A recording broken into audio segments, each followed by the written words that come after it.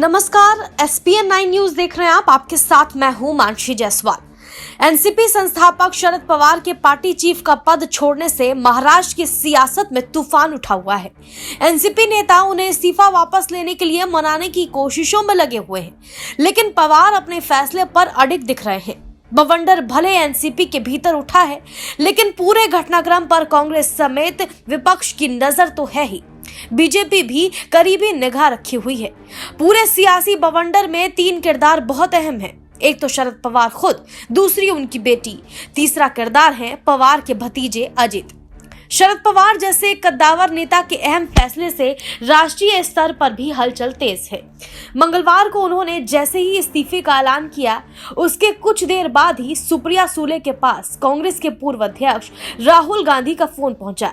DMK chief और तमिलनाडु के मुख्यमंत्री एमके स्टालिन ने भी सुले से बातचीत की।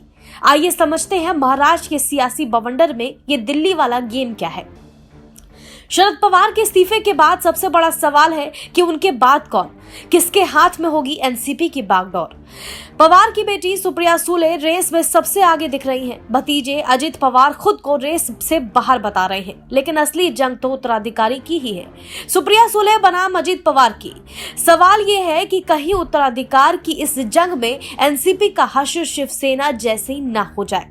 पवार के इस्तीफे के बाद बीजेपी के राष्ट्रीय उपाध्यक्ष दिलीप घोष तो ये दावा भी कर चुके हैं कि एनसीपी के सामने अब अस्तित्व का संकट है और जल्द ही महाराष्ट्र में बड़ा सियासी खेल होगा।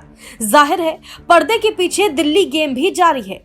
एनसीपी के 2 वरिष्ठ नेताओं ने एक बातचीत में मंगलवार को कहा कि शरद पवार के इस्तीफे के ऐलान के कुछ ही घंटे बाद राहुल गांधी और एमके स्टालिन ने सुप्रिया सुले से फोन पर बातचीत की।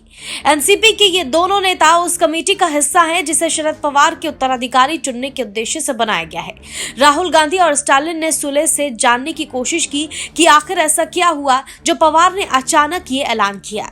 इनमें से एक एनसीपी नेता ने बताया कि राहुल और स्टालिन दोनों ने ही सुले से पवार के इस फैसले के पीछे की वजह के बारे में पूछा। उनकी राय थी कि पवार को अपने फैसले पर पुनर्विचार करना चाहिए।